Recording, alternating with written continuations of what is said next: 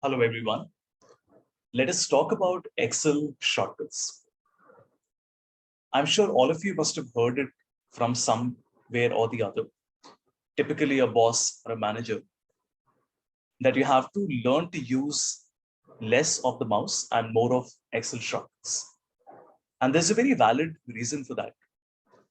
Since most of your time is going to be spent on repetitive tasks and you have to do a lot of data cleaning and preparation before going to the analytics part, all the time that it is possible for you to save by using shortcuts, you should absolutely and utterly do that. Now, when it comes to shortcuts, there really is not much for me to show you since there are so many of them. But I would just like to give it an attempt and then categorize the type of shortcuts that would be there. For example, if I press the Alt key, right, I don't have to click on it and keep it pressed. I just click on it one time and lift my finger. You notice that all the options at the top now have this letter assigned to it. For example, help is Y2, home is H, insert is N, like that.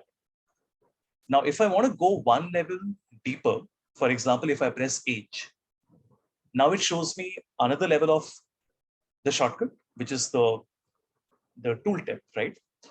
Or the hotkey.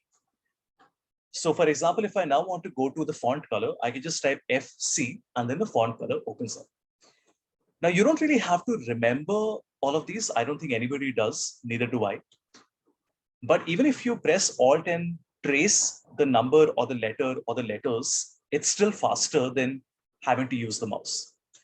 And this works on a lot of other software, not all of them, but on quite a few of them. In fact, on most of them. So definitely use this. The other option is that any very commonly used option, you can put it in the quick access toolbar. For example, maybe the font size, which I use every time, I can simply right click and add it to the quick access toolbar. So you notice that it comes here where my cursor is highlighted. And this is much easier for me to go to because A, I can use the mouse, and B, I can just press Alt and the number associated with it, which in this case is 1. So whenever I want to change the font size, I don't have to use the mouse or press Alt H Fs. I can just press Alt 1 and then put in a different number. You can add as many things to the quick access toolbar as you want. And of course, if you don't want them, you can simply right click and remove them. Then there are certain types of shortcuts that are related to navigation. For example, if I press Shift F11, then I can insert a new sheet.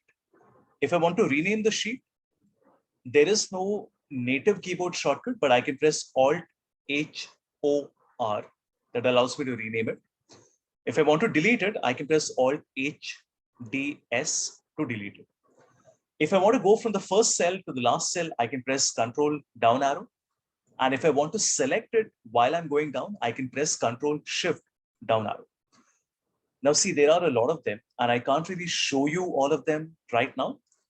But if you go online and you just search for Excel shortcuts on the official Microsoft documentation, you will see that there are many, many shortcuts that have been given here. There are many more than you will ever remember or want to remember or need to remember. And the beautiful part is that everything has been very neatly categorized. So all of you can just have a look at this. Like I said, again, not really much for me to show you in this particular video, other than drive home the importance of learning shortcuts and using them as much as possible.